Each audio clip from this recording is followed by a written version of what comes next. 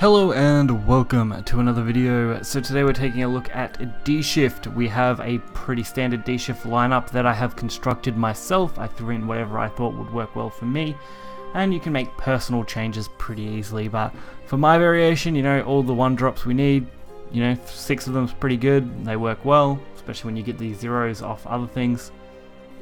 Mage, of course, Missile, Conjures, Winds, Glows, all your standard 2-drop range.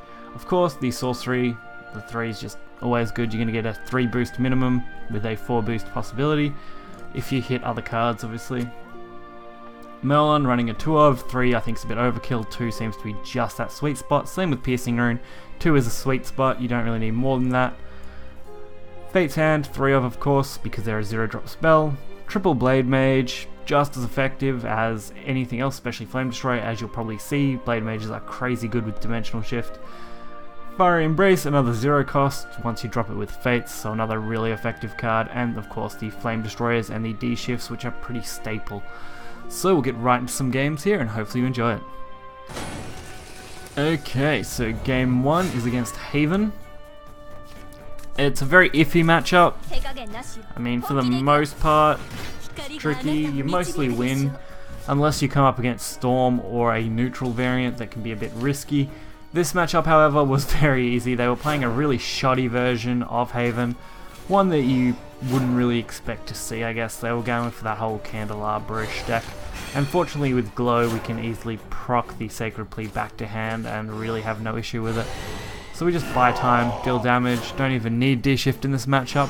We're able to just deal our damage. But if we had to go for D-Shift, it would have been pretty solid by the time Haven actually picks up steam.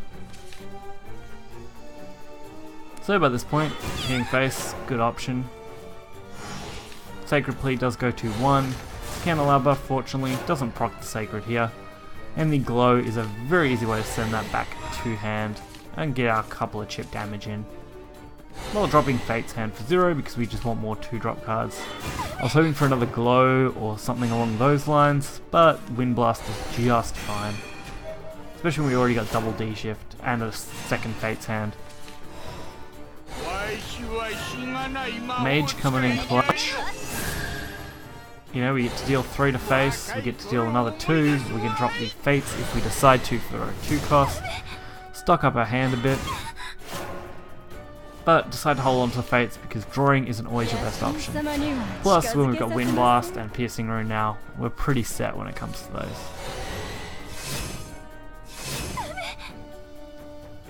So we do get to deal the damage pretty nicely. And of course, Fate's Hand. Fortunately drawing us another Glow, so their Sacred Plea still doesn't get to go off. And Mage next turn for lethal, provided there isn't any healing in this deck, which is weird because they've only played basically 3 cards, sorry, the entire game, making for a very quick and easy matchup.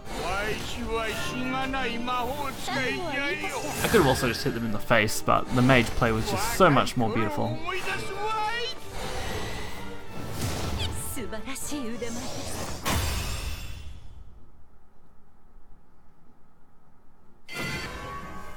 Match 2 is against a Dragon player. Probably one of the worst matchups personally. This and Blood can be a bit tricky. Although against Dragon it isn't an instant loss, not like it is against Blood in most cases. So you do have a chance as long as you can keep control of their board and get a little lucky. I mean, you gotta take some risks, so why not? Insight being dropped just for that early pressure. We've also got the Angelic Snipe and the Glow in our hand, so why not? Plus, having a full hand of D-Shift, crazy. Especially when you've already got a Fate's Hand that's dropping to 3, meaning it's playable next turn if we so choose to, and because they didn't play anything, it's basically our only decent play. But the Angelic Snipe coming in clutch, dropping everything again, getting a 4 boost, and then the Fates giving us another 3. Plus a couple of draws, which lines up nicely with a second Fate's Hand. And our Blade Mage. There is one part of what we needed to go with these D-Shifts. Unfortunately, all the D-Shifts should be playable at the same time, so that's pretty fortunate. do decide to drop the Fates down to 2, so it's playable. I mean, with the boosts we're getting now are absolutely crazy. This is probably one of the better hands you could have against Dragon, and having a good early setup against them where they don't really do anything is quite beneficial.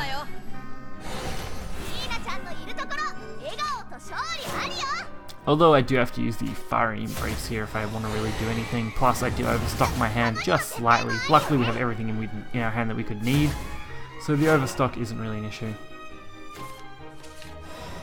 Plus, I mean, this next turn is going to be pretty good. The Conjure Golem, with a nice return. Like I said, not too worried about overstocking hand now, we just really wanted to drop those D-shifts within range, and because of the way next turn can play out, we can just drop a Blade Mage, we can drop the D-shift, drop our second Blade Mage, go face, D-shift, and go for victory.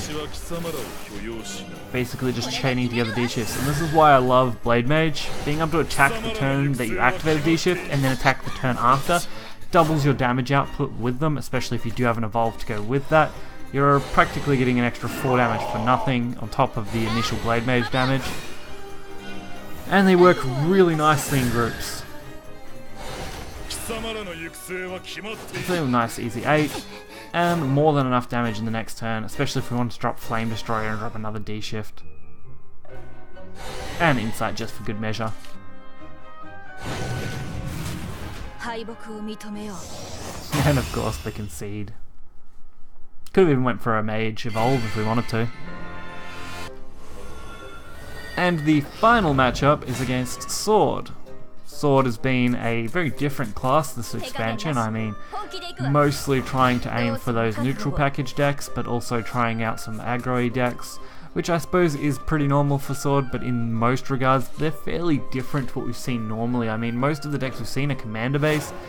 This one, on the other hand, is a little different. I mean, they seem to be aiming for a support cannon neutral aggro deck, and it was really odd and confusing when I was playing against it. I didn't really know what to expect completely each turn, but it kept me interested.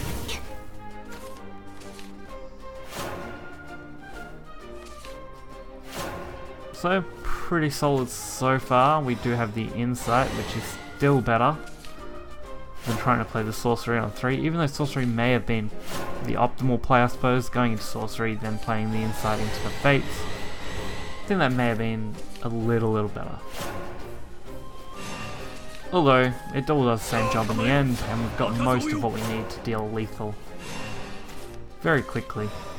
This Merlin, though, will be bumping up our hand fairly nicely. I mean, we're going to max already.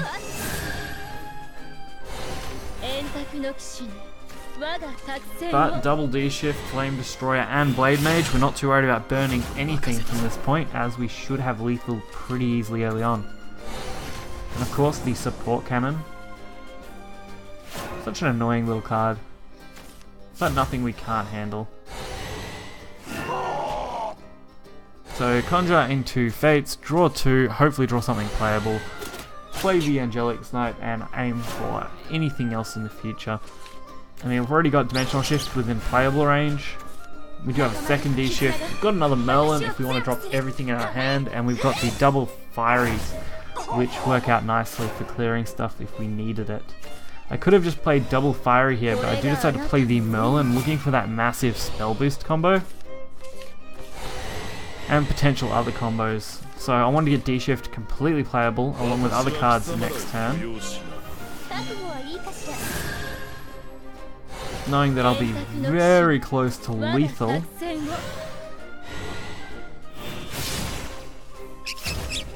All they had, I missed 2 damage. That was a huge mistake, honestly. I didn't mean to miss the Blade Mage attack there, although it's not a big deal because overall we've got the Piercing Rune and the Flame Destroyer and D-shift.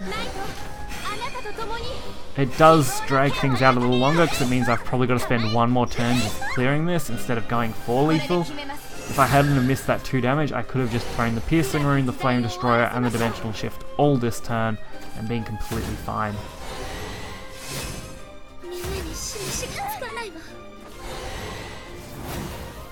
But it's okay, luckily we do have plenty, it just means our extended BM is 1 extra turn long. which ended up working out anyway. 1 damage into 1 damage, putting them at 14, and then Flame Destroyer Dimensional Shift anyway. It was a very convoluted way of doing it, but it eventually worked out. Just going through the damage, going face, de-shifting, doing whatever we really want here. We've got all the cards we need. So why not just have some fun?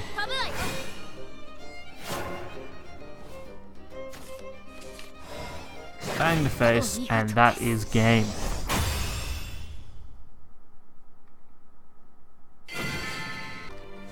So I hope you guys enjoyed this deck. If you did, you will find the deck list in the description below. D-Shift is pretty fun, honestly. It's one of the more entertaining decks to actually play because the crazy amount of spell comboing you can do just keeps you enjoying it. Not so fun to play against because it feels like you're not really doing much. But if you guys did like this video, make sure to hit the like button and subscribe for more content, and I will catch you guys next time. See ya!